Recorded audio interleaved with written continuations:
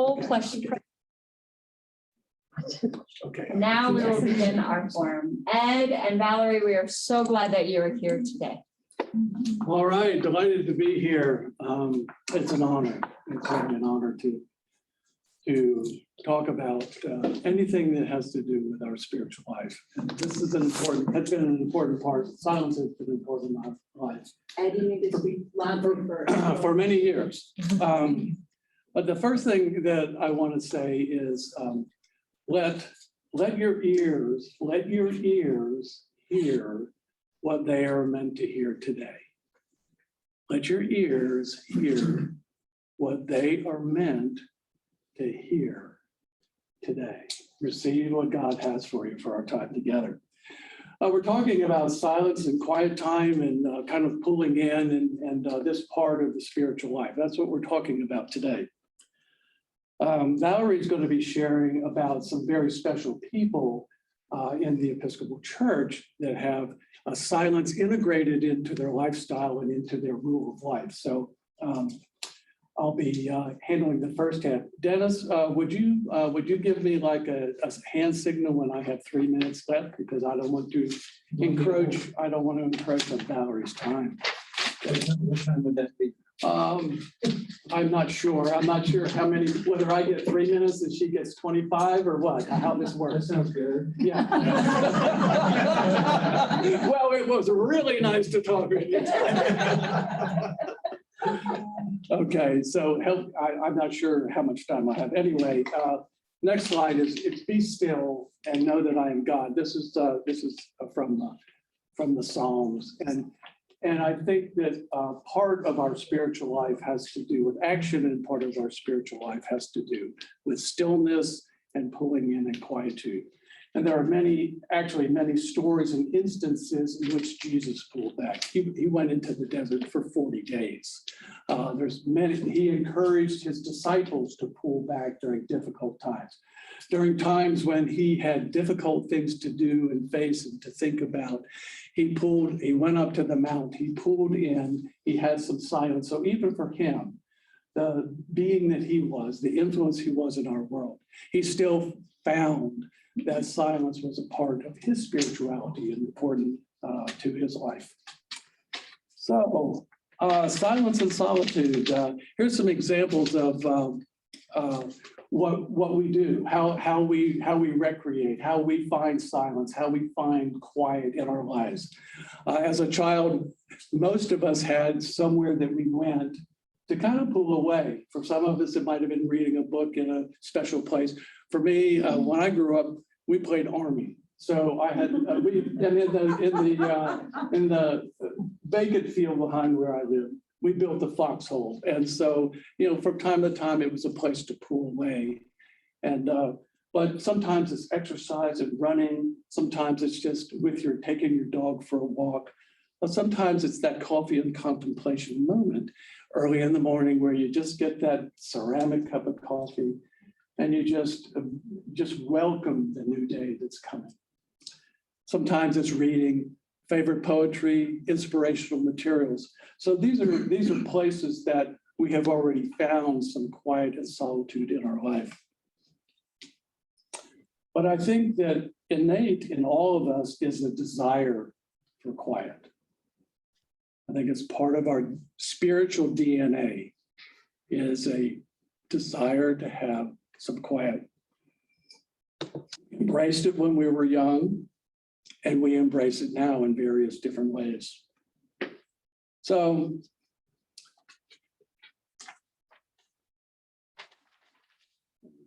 change now.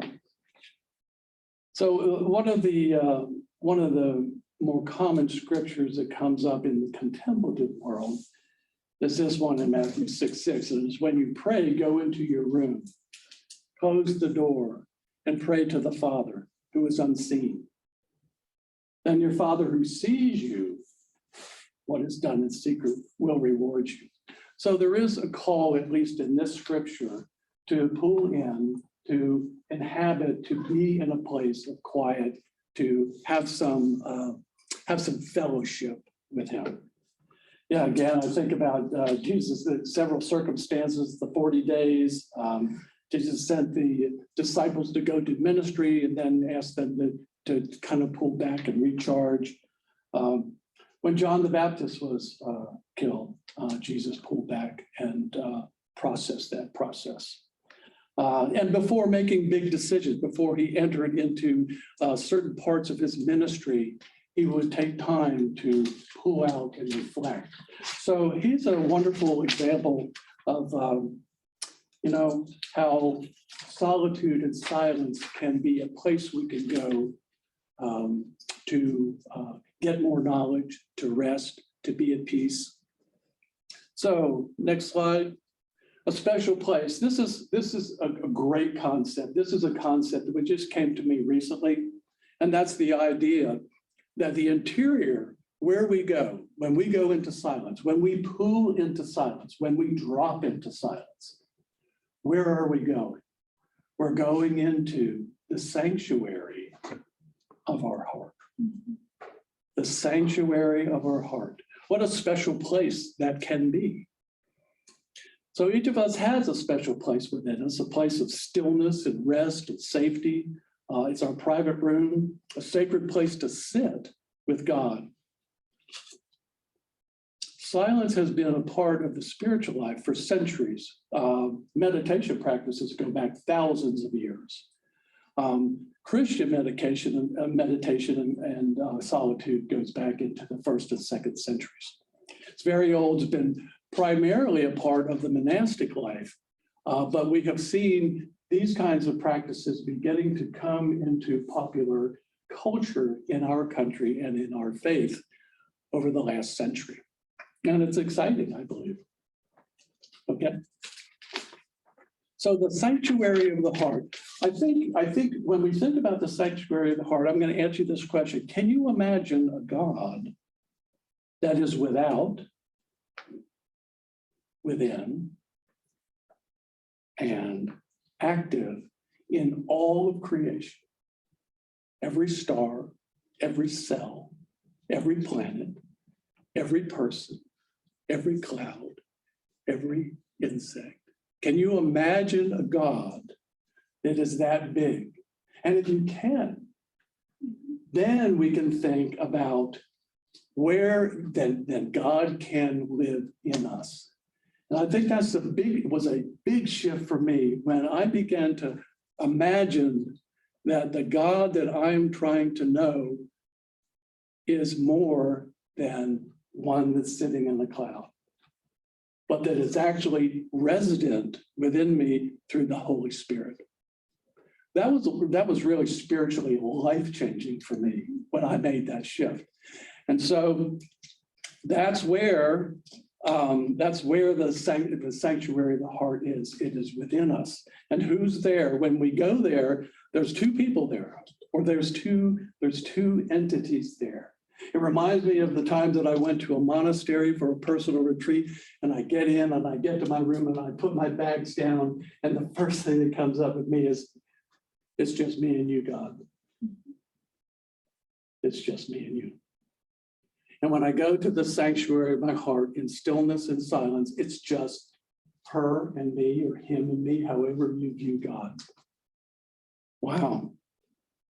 It's not about the absence of noise. It's about the absence of man-made noise. There are things going on there. There's beauty going on there. Why do we go there?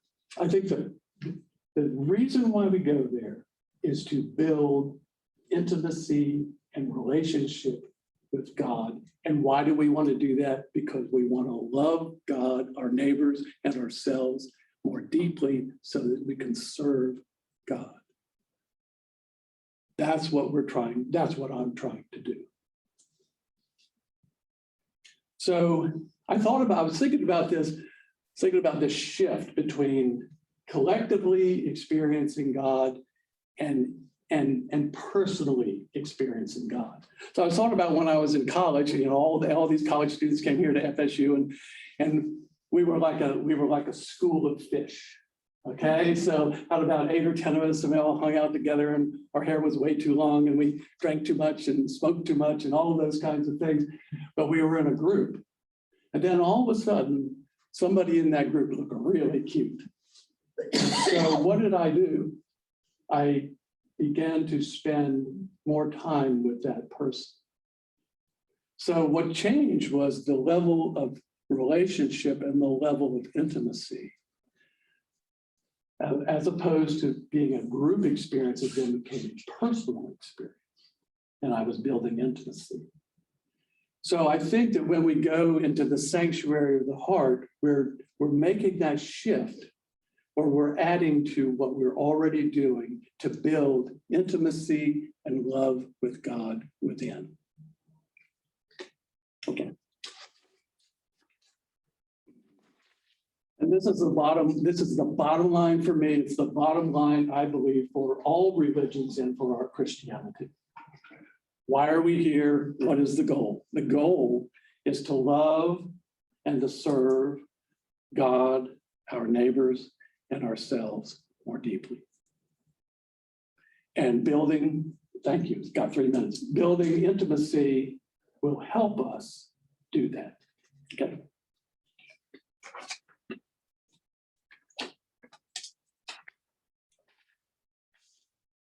So why is silence important to our spiritual life? It provides an opportunity and a place to be more receptive to the Holy Spirit. Builds a deeper relationship, a deeper personal relationship with the divine. It's worshiping without words.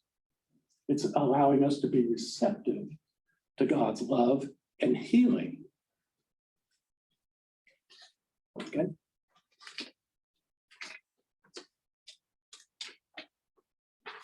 So how do we honor this? What do we do?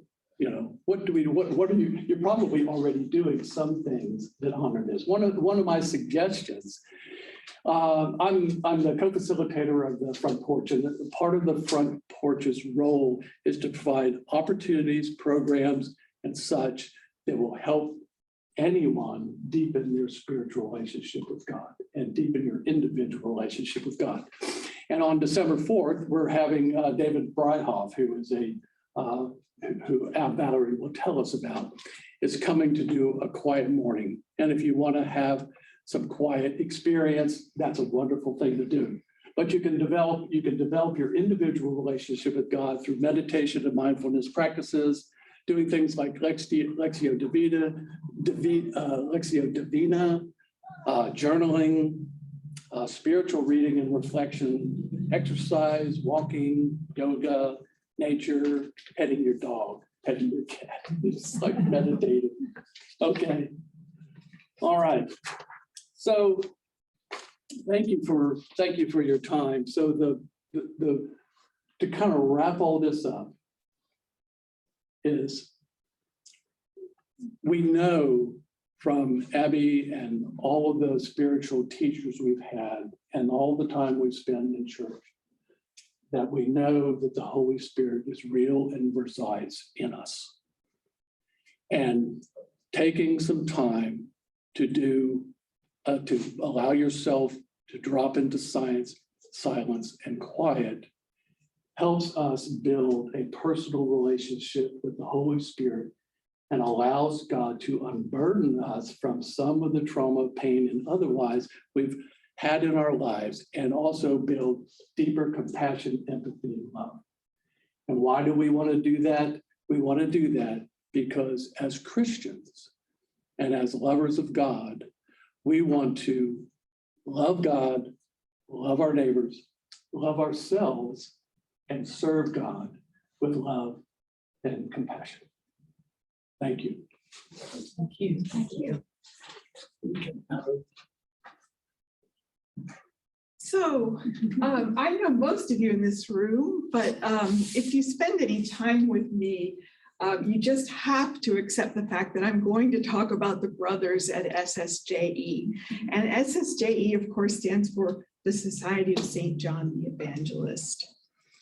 Just as Ed was talking, One of my favorite, it's a writing of Brother Nicholas. And there's actually a way to listen to it on the website, but I thought it's his introduction to rest. Because I think when you talk about silence, we're usually looking for stillness and for rest. And Nicholas puts this: there is within us all a very sacred place, a gift of stillness, light, and love central to our being. We could call it our heart or soul or the indwelling of Christ. It is at once a point of utter nothingness and the point which gives birth to all things in heaven and on earth. It's a place capable of holding both incredible beauty and terrible pain. It's the place where Christ is born and from whence we can share Christ's love and compassion in the world.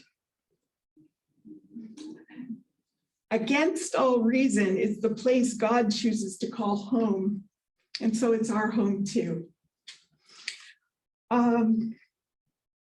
So the Society of St. John the Evangelist, this is their monastery. Oops, back one. From the outside, that was a particularly incandescently blue day when I took that picture. It is in Cambridge, Massachusetts, and they also have a farm where Mother Abby has been up in West Newbury, a little bit more on the North Shore, north of Boston. But their main place is right in the middle of pretty much Harvard Square in Cambridge, Massachusetts, on the river, surrounded by multi-million-dollar homes and condos, is a small community of people who live a vow of poverty, celibacy, and obedience. And usually they say obedience is the hardest. So one of the suggestions that Ed had on cultivating silence and contemplation is to go on a retreat. And so the brothers' main mission from their beginning, they're just a little over 150 years old, yet they are the oldest. Let me back up. So with the Episcopal Church, sometimes we get stories about Henry VIII and all of that. And you have to remember with him, there was this thing called the dissolution of the monasteries, which was essentially Henry needed money. The monasteries and convents had it, so he took it. So then there were no monastic communities in the Church of England until the mid-1800s, when the Society for St. John the Evangelist was begun in Cowley in Oxford. So they've always wanted to be near places of great learning. So their origins are within the realm of Oxford University, and their current monastery is by plan and by very specific choice within Harvard University. This picture shows my favorite part of the monastery chapel, which is the rosette. And just to show you, I've been there about 16 or 17 times in the last 5 years. I've really found a home there and friends there who helped me with my life, to pray my life and to live my life. I tend to, as a point of meditation, look, oops, no, not them yet. Okay. Hang on. I am not all that ready for them. good with PowerPoint, so you must, there. What I like about these pictures is I've spent so much time in silence staring inside the chapel at that rose window. And that's the picture of it from the outside. And this last time I was there, which was October 10th, I noticed for the first time from the outside that these weren't, maybe I had a new glasses prescription, but I could see that those little carvings were not just decorative. Well, they are decorative, but they're for evangelists. And so I always learn something new when I go there. Now, here are some of the brothers. So, and I'm so pleased that Jonathan Jackson is here because this is Brother Jonathan, and he was assigned to me as my brother when the first time I went there on retreat. You can go there and just be quiet and have no one talk to you and you not talk almost at all to anyone. Or you can request, especially on your first time, a brother. Well, Brother Jonathan is my brother. And then my counterpoint support and good friend here is my other Jonathan, Jonathan Jackson. And one day they'll meet. They almost did.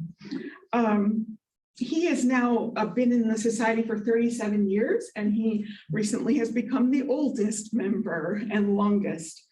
Brother Sean is 35, and he plays the cello, but he also sings beautifully. So he thinks of himself as a singer, but he also plays the cello.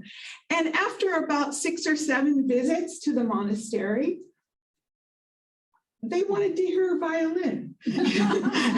So I'm thinking silent retreat and violining. But we worked it out. We found 2 rooms. One is the chapel after Compline through the night, and the other is another place down in the lower level where I can play my violin there and not bother any other guests. So, but Brother Sean shows, and along with all the brothers, their great respect for music. And basically, if you go there on retreat, I tell people, you get to take amazing naps. You get to sing Gregorian chant 5 times a day, be fed beautiful, healthy food, and be quiet. You know, I mean, so it's kind of like heaven for me, to be honest. Here are 3 more brothers, Luke, Jim, and Keith. And this picture was actually just about the first time I was ever there. And it was the middle monk's, Brother Jim's, life profession. So there's a whole process to becoming a monk you can see on their website, but it takes 6 to 8 years. And so Jim was becoming a life professed brother that day. And I saw Brother Curtis take that picture. Now, Brother Curtis, so Brother Curtis, one of his main gifts is preaching. And I just happened to be listening to one of his sermons yesterday, and he talked about loving your enemies and how Jesus tells us to do that. And then he said, sometime the enemy Jesus needs you to love is yourself. Wow. And so anyway, Brother Curtis has been superior. They take turns. They'll elect someone superior for 3 years.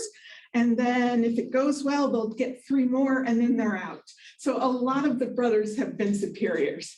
Now, to go to December 4th, here's David Breida. Wow. Now, he would find it, and I find it actually kind of hilarious that I've made this slide with Brother David so big, because he is so quiet. He is so unassuming.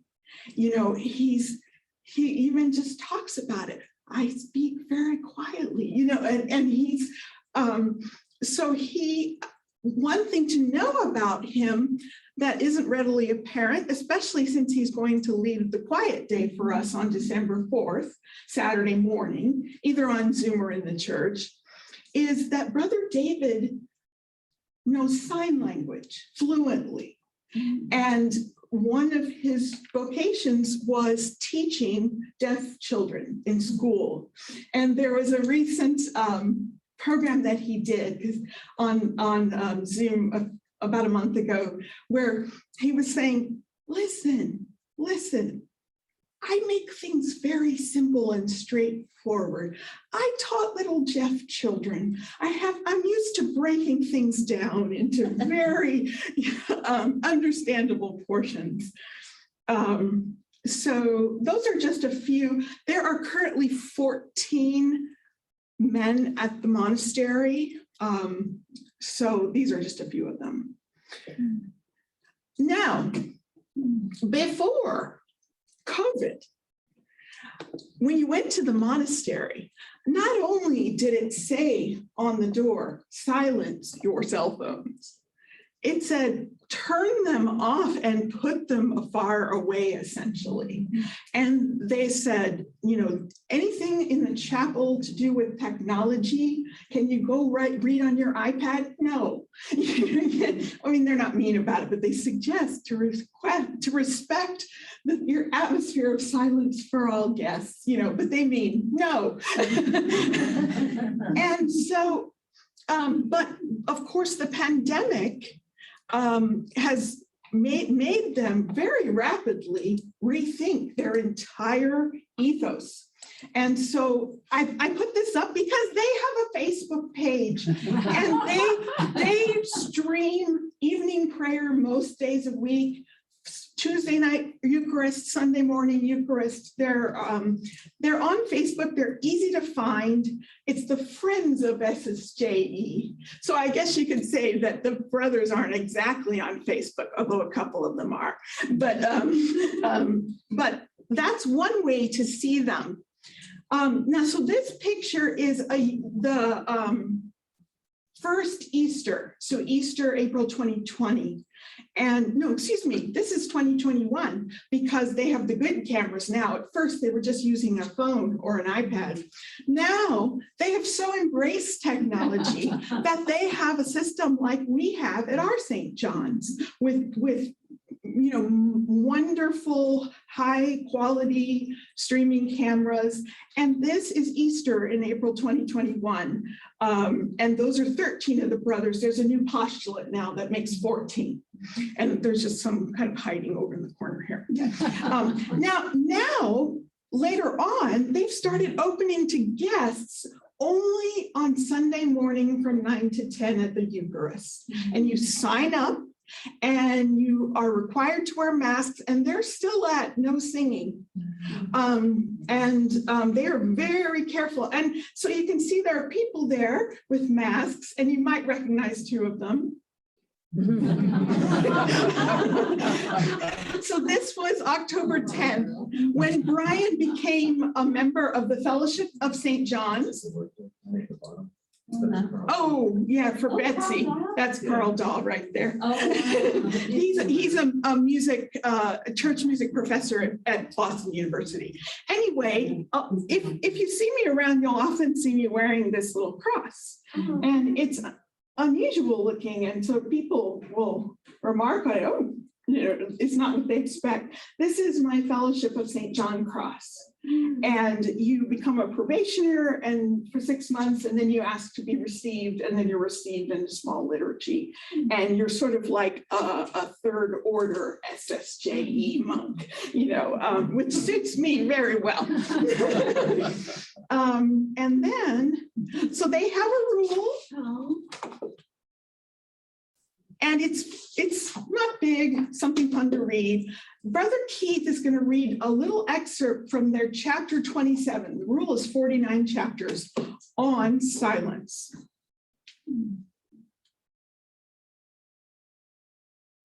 Except I'm on mute, so I probably...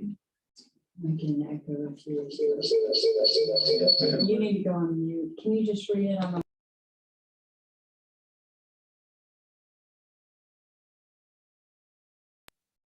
we seek to cherish is chiefly the silence of adoring love for the mystery of God, which words cannot express.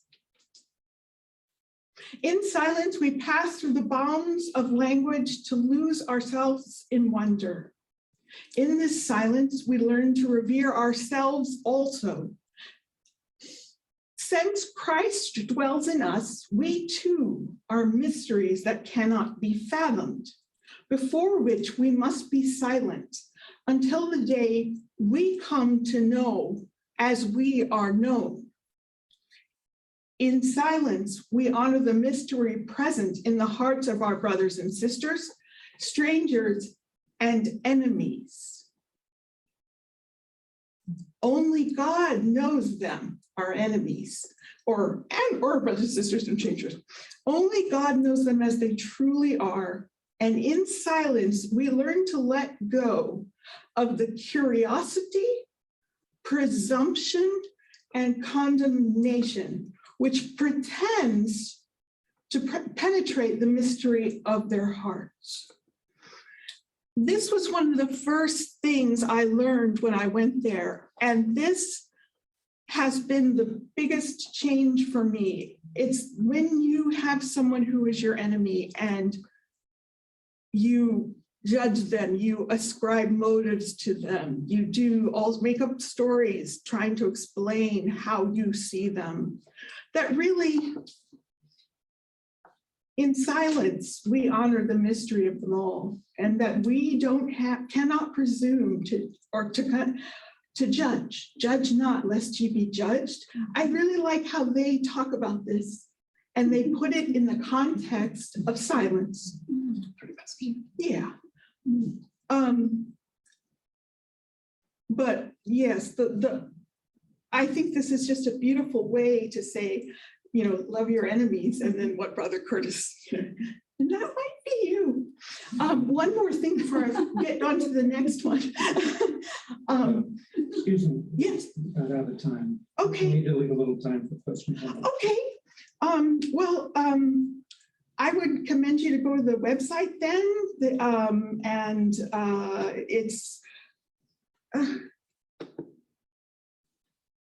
it is ssje.org.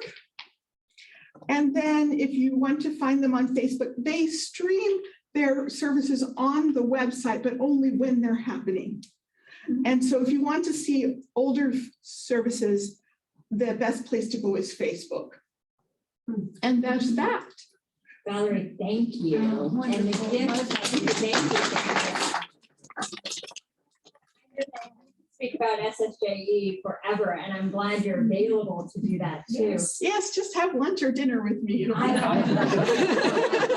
Also, is sometimes you think of monastics and they are folks who are locked away and don't commit with the community. The gift of SSJE is not only, I know Brother Curtis, he was on hospitality duty when I went for my retreat. And so that's how I picture him, is they have always lived much further than I think the church has really gotten to, of living outside their walls and giving resources. If you're a friend of mine, please friend me on Facebook. I'm not out for more friends, but the idea of the brothers have a thought for the day every single day. And it's one of my prayer practices is to post it.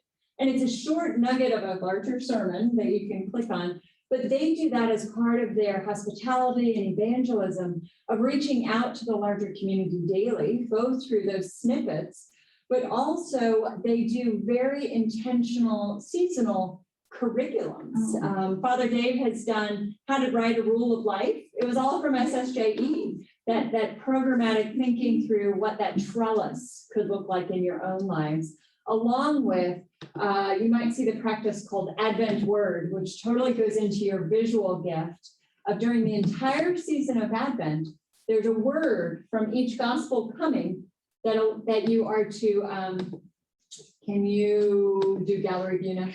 Hi, Grace. You stop sharing. It's all good, Valerie.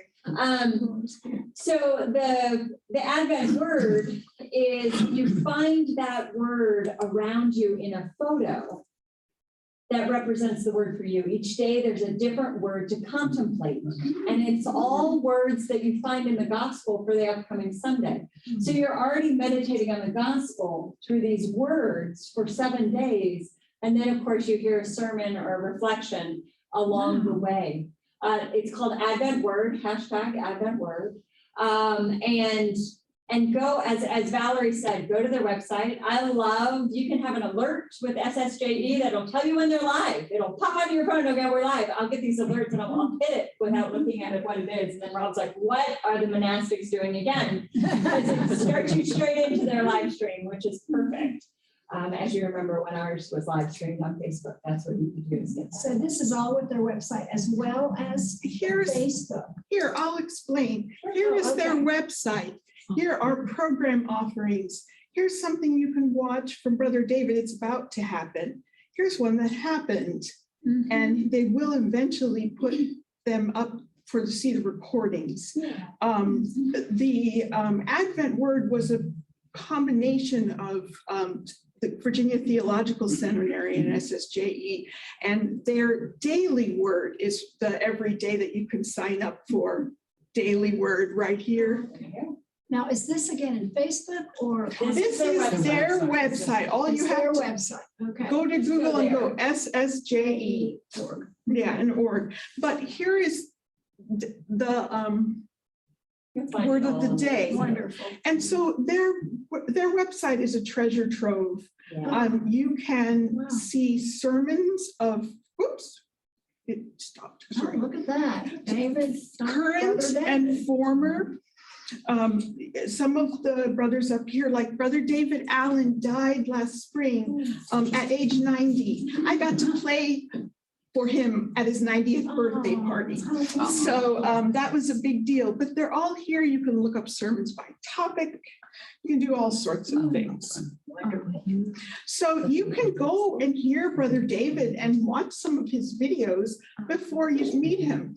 And every Lent, they do a big Lenten program, and they have them from all the past years up there. So you can decide, okay, I'm going to have a mini Lent, and you can watch a series. They'll have a theme and watch a series of videos. There's just a lot.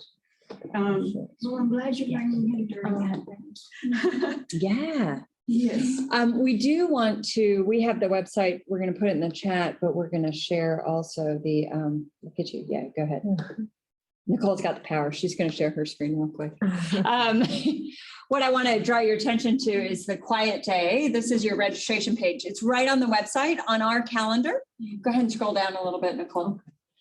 It's on December 4th. It's the day of the Winter Festival. What a great way to sort of center before the chaos, right? Because that's what our world is about. It's a roller coaster. It's you could think of it as an ocean where sometimes you feel overwhelmed by the waves. And then sometimes you let the waves go back out and you breathe in. Center your day, begin your morning coming here. Now, this event is both hybrid. It's hybrid in that you can be both here on campus, and Brother David will be large on the screen. We won't tell him how large he'll be, but it'll be fabulous. Speaking to us and presenting for the first half hour of each hour. He'll do 3 of those presentations. So starting at 9, we'll start those presentations. And then the second half will be discussion and reflection time. He will invite us into that space. You can also, you don't have to be here on campus. This is the gift of the front porch, which is offering opportunities for spiritual depth wherever you might be, literally and metaphorically on your spiritual journey. So you can zoom into this event. We're asking everybody to register so we know you're coming and we get everybody in at the right time. But you can tap into it by Zoom and be present, just like those of you who are at home today are zooming in and able to fully participate in this offering. So it'll be from 9 to noon on that Saturday. And I can't think of a better way right after Thanksgiving holiday to sort of breathe again on a Saturday morning. So mark your calendar, register. And if you don't come, you don't come. But I would love for you to, as Valerie has shared, the spiritual wisdom of these brothers is just incredible, inviting. And you'll walk away being a bit more refreshed, finding that stillness with companions on the way. I mean, that's the gift of stillness, isn't it, Valerie, in community? Well, Brother Jonathan likes to say, I cannot be the person God created me to be unless I am in community. And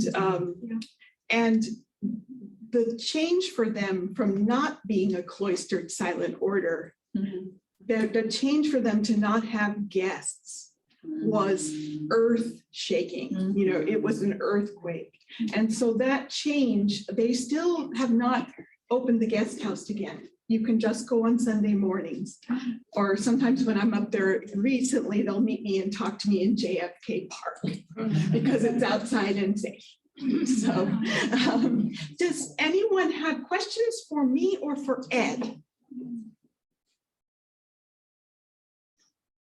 I'd just like to say I appreciate both of your presentations. You gave us two different aspects of it, the monastic, joining with monastic, and being ourselves in silence. So thank you both. It's a beautiful morning. I'll see you December 4th. Yes. Thank you both.